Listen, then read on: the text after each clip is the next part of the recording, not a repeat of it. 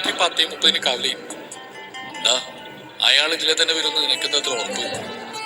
എന്റെ അജു, ഇന്ന് റൗണ്ട്സിന് ഇറങ്ങണവർക്ക് എന്നെ അന്ന് പൊക്കിയത് ഇവിടുന്നായിരുന്നു. ഉറപ്പാ ഇതിലെ തന്നെ വരും. കുറ്റ കൂട്ടുകാരൻ അമൽ അർജുന്റെ സംശയം തീർത്തു കൊടുത്തു. ഈ റിട്ടടിയൊക്കെ ഔട്ട് ഓഫ് ഫാഷനാ. നമുക്ക് നാളെ വീട്ടിൽ കയറി ചെന്ന് പണിയടാ. എന്റെ പൊന്നളി, പോലീസുകാരെ പകപ്പിക്കാൻ പാടില്ല.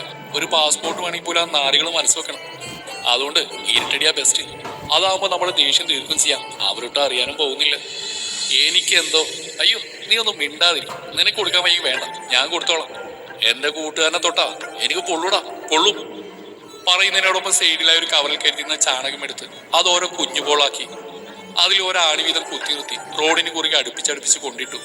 പൈപ്പിൽ നിന്ന് കൈ കഴുകി നടന്നു വരുന്ന അമലിനെ നോക്കി അജു നിർവികാരതയോടെ നിന്നു. ഇനി വേറെ ഏതെങ്കിലും വണ്ടി വന്നാലോ?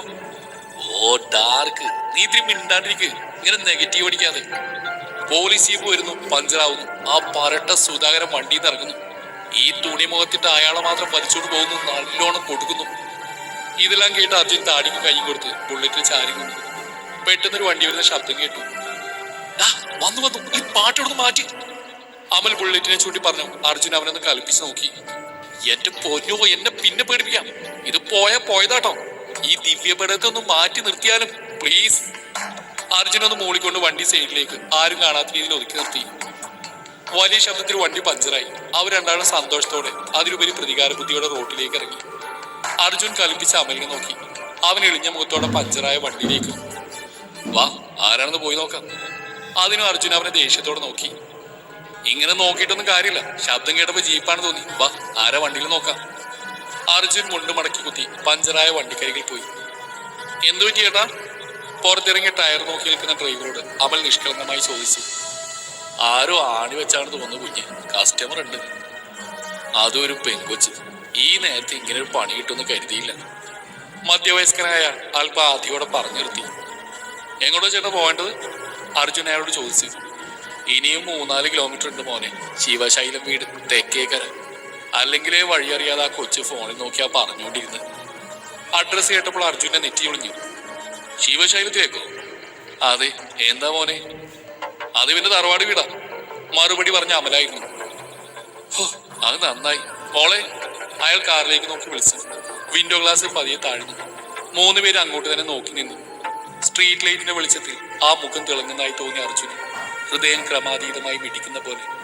കുഞ്ഞിക്കണ്ണുകളും ചുവന്ന അതിരവും വളർന്നെടുത്ത പോലെയുള്ള മൂക്കും, അലസമായി കാറ്റിൽ പറന്നു കളിക്കുന്ന മുടിയിഴകൾ.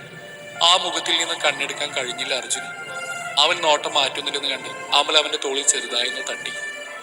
മോളെ, ഈ കുഞ്ഞിനറിയ അഡ്രസ് ആ വീട്ടിലാണത്രേ. ഡ്രൈവർ പറയുന്നു കേട്ട് അവൾ സംശയത്തോടെ അർജുന്റെ മുഖത്തേക്ക് നോക്കി. പെട്ടെന്ന് അവൾ അവനെ നോക്കി പുഞ്ചിരിച്ചു. അവന് തിരിച്ചത് ചിരിക്കാൻ പോലും കഴിഞ്ഞില്ല. ഇതുവരെ തോന്നാത്തൊരു തരം വികാരത്തിൽപ്പെട്ട് ഉഴലുകയായിരുന്നവൻ. അവൾ കാറിൽ നിന്ന് പുറത്തേക്ക് ഇറങ്ങി. ഞാൻ ഇവരുടെ കൂടെ പോയിക്കോളാം. ഹാൻഡ് ബാഗിൽ നിന്ന് പൈസ എടുത്ത് നീട്ടിക്കൊണ്ട് അവൾ ഡ്രൈവറോട് പറഞ്ഞു. അയാൾ മടിയോടെ 3 പേരെയും മാറി മാറി നോക്കി. പേടിക്കണ്ട ഏട്ടാ, എനിക്ക് പരിചയമുള്ളവരാ. Thank you so much. അവൾ പൈസ അയാളുടെ കയ്യിൽ വെച്ചു കൊടുത്ത് സീറ്റിൽ നിന്നൊരു ബാഗ് കൂടെ പുറത്തെടുത്തു. അപ്പോഴേക്ക് അമൽ ഫോൺ എടുത്ത് പരിചയമുള്ള വർക്ക്ഷോപ്പേരനെ വിളിച്ചു. ചേട്ടാ, 1/2 മണിക്കൂറിനൊക്കെ ആൾ ഇവിടെ എത്തും. സ്റ്റെപ്പിനി ഇല്ലാത്തോണ്ടാ, അല്ലെങ്കിൽ ഞങ്ങൾ മതിയായിരുന്നു. ആ വന്ന് നോക്കിയോളൂ. അയാൾ അതിനൊന്ന് പുഞ്ചിരിച്ചു. നിങ്ങൾ എങ്ങനെ പോവാനാ മോനെ? അയാൾ അർജുനെ നോക്കി ചോദിച്ചു. മറുപടി പറഞ്ഞ അമലാണ്. ഇവന്റെ പാട്ട അല്ല പേട കൊണ്ട് ഇവിടെ. അവര് പോയിക്കോട്ടെ, ഞാൻ ചേട്ടനെ കൂട്ടിരിക്കാം. അവൾ സംശയത്തോടെ അവനെ നോക്കി. അവനൊന്നും മിണ്ടാതെ റോഡിന് വളവിലെ സൈഡിലായി ഒതുക്കിത്തിട്ടിരുന്ന ബുള്ളറ്റ് എടുത്തിട്ട് വന്നു. അത് കണ്ടതും അവളുടെ മുഖം വിട്ടിരുന്ന് അവൻ ശ്രദ്ധിച്ചു. അവൾ ഓടി വന്ന ട്രോളി ബാഗ് അവന്റെ മുന്നിലായി വെച്ചു. എന്നിട്ട് ചാടി കയറി പുറകിലിരുന്നു.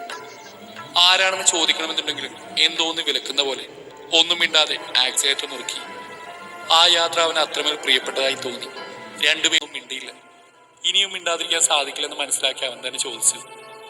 ശിവശൈലത്തിലേക്ക് എന്തിനാ? ആരെ കാണാൻ? അത് ഈ നേരത്ത്? അവൾ ചിരിച്ചോണ്ട് കുറച്ചുകൂടെ ചേർന്നിരുന്നു. അവൻ പതറിപ്പോയി. ഒരു പെണ്ണിന്റെ ചൂട് കഴുത്തിനോട് ചേർന്ന് വന്ന് കാതിൽ പറഞ്ഞു. ശ്രീപ്രിയയുടെ ഫ്രണ്ടാ. ഫ്ലൈറ്റ് ഡിലേ ആയി, അതുകൊണ്ടാണ് ഈ സമയത്ത് എത്തിയത്.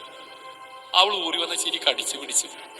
അവൻ ശ്വാസം പോലും എടുക്കാൻ മറന്നിരിക്കുകയായിരുന്നു. എങ്ങനെയെങ്കിലും തറവാട് എത്തി അവളെ ഇറക്കി വിട്ടാൽ മതിയെന്ന ചിന്തയും ഒപ്പം ഈ യാത്ര ഒരിക്കലും അവസാനിക്കാതിരുന്നില്ലെന്ന ആഗ്രഹവും. പുറകിൽ രാത്രിയിലെ കാറ്റും തണുപ്പ് ആസ്വദിച്ചിരിക്കുന്നവളെ സൈഡ് മിററിലൂടെ നോക്കിക്കൊണ്ടിരിക്കെ വണ്ടി തറവാട് പടിക്കിലെത്തി. അവൾ അവന്റെ തോളിൽ കൈ ചേർന്ന് താഴെ ഇറങ്ങി. അവന്റെ കണ്ണിൽ തന്നെ നോക്കി മുന്നിൽ വെച്ച ട്രോളി എടുത്തു. അകത്തേക്ക് വരുന്നില്ലേ? കണ്ണിൽ നിന്ന് നോട്ടം മാറ്റാൻ രണ്ടാൾക്കും കഴിഞ്ഞില്ല. വിലക്ക, അകത്ത് കയറില്ല. അതിനവളൊന്ന് പുഞ്ചിരിച്ചു. ബാഗ് എടുത്ത് ഗേറ്റ് തുറന്ന് അകത്ത് കയറി ബുള്ളറ്റിലേക്ക് അവനെ തിരിഞ്ഞു നോക്കി. അജുവിന് വാമിയുണ്ടല്ലോ, അവൾ ഉറക്കെ വിളിച്ചു പറഞ്ഞു. പുഞ്ചിരി തത്തിക്കളിച്ച മുഖത്ത് അത്ഭുതം വന്ന് നിറഞ്ഞു. തിരഞ്ഞതെന്തോ കിട്ടിയ സന്തോഷമായി ആ അത്ഭുതം പരിണമിച്ചു. അവൾ അവന്റെ മുഖത്തേക്ക് നോക്കാതെ അകത്തേക്ക് കയറിപ്പോയി. അവിടെ